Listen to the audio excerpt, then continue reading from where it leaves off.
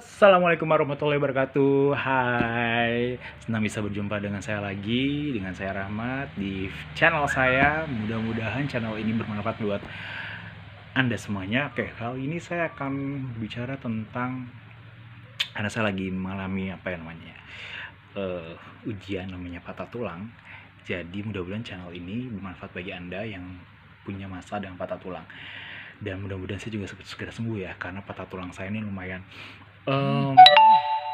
makan waktu cukup lama sih untuk saya. Saya kan biasanya penyakit yang paling saya sering alami itu penyakit mah ya. Jadi ketika saya dihadapkan dengan ujian patah tulang ini, itu tadi lumayan menguras kantong ya, menguras mental. Karena pernah saya waktu itu bicara dengan mantan rekan kerja saya yang juga mengalami permasalahan yang kurang lebih sama, tapi dia di bagian tulang panggulnya. Jadi kondisinya sih pada saat berjalan masih rasa ngilu. Nah, saya sendiri pun untuk mau memulai terapi sendiri pun juga belum berani. Ada kekhawatiran bisa memperburuk keadaan. Nah, bagi saya gini, ketika kita mengalami patah tulang, bagi siapapun yang mengalami patah tulang akibat kecelakaan ringan maupun kecelakaan besar, itu memang menurut saya yang paling penting yaitu kita jangan panik gitu. Kejadian waktu itu ketika saya mengalami patah tulang namanya fraktura terbuka, di mana tulangnya pecah kemudian akhirnya menembus kulit. Itu benar-benar setiap orang panik, itu kemungkinan besar terjadi gitu. Dan waktu itu saya juga sudah pasrah aja, apakah akan berakhir dengan kaki kanan saya akan tidak ada lagi atau diamputasi. Nah, waktu itu dari saya pribadi dan juga dari keluarga pun menghendaki yang terbaik agar kaki kanan saya bisa tetap berfungsi. Nah, waktu itu saya dihadapkan pilihan nih antara mau alternatif atau mau dilakukan dengan penanganan medis. Nah, akhirnya saya memutuskan ya sudah deh, daripada untuk penanganan alternatif kan akhirnya kan saya harus ke suatu daerah dan juga itu juga belum tahu kan daerahnya di mana gitu kan, belum tahu daerah pastinya gitu kan. Nah, akhirnya dilakukan penanganan medis. Nah, kenapa dilakukan penanganan medis? Karena waktu itu keadaan kaki saya itu udah 90% parah, sudah keluar darah, ada daging, hancur tulang ya, karena ini kan fraktura terbuka di mana tulang itu menembus kulit. Dan akhirnya menghindari terjadinya infeksi baik itu dari bakteri maupun virus, ya sudah, saya agak khawatir ketika infeksi terjadi bisa merembet ke paha kemudian ke kaki kiri saya. Sudah tindakan operasi. Nah, bagi saya gini, patah tulang itu kan memang kita tahu sendiri ya, sebagian besar tahu bahwa tulang itu salah satu bagian tubuh kita yang bisa meregenerasi sendiri.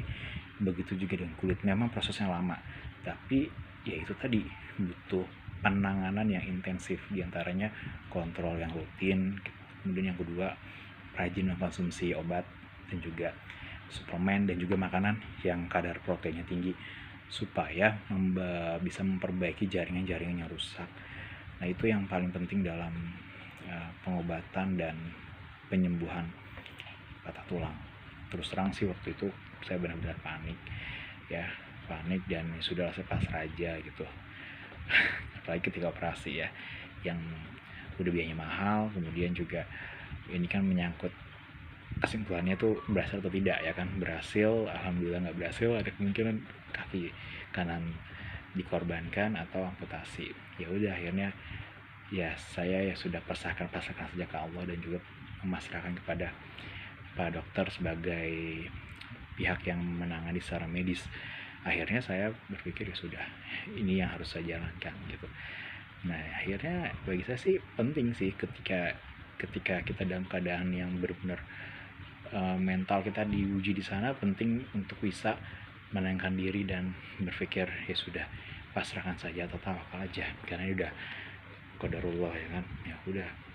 Nah sekarang saat ini saya menunggu untuk di ronsen melihat lebih jelas keadaan kaki kanan saya seperti apa. Sebelumnya saya meyakini kaki saya tidak sama antara kaki kiri dan kaki kanan ya panjangnya. Itu pasca operasi dan pasca saya dari rumah sakit, dan lama kelamaan tuh sama. Tapi sekarang jadi kendala nih, bagaimana caranya saya bisa memastikan saya bisa berjalan dengan normal. Dan saya belum berani napak yang sok-sok napak yang berjalan itu, karena khawatir beresiko di pennya dan juga khawatir beresiko di pertumbuhan tulang. Makanya itu saya menunggu waktu yang pas untuk terapi patah tulang, lebih tepatnya terapi jalan ya. Ketika saya lihat di terapi-terapi di YouTube oleh, mudah-mudahan sih benar-benar profesional ya, orang yang profesional yang menangani pasien patah tulang, gerakannya simpel, cuman memang yang paling penting itu yang terapi jalan, karena nggak semua untuk terapi itu bisa dilakukan dalam waktu yang singkat, karena butuh keadaan yang tepat untuk memastikan kaki kita tuh layak untuk terapi untuk jalan.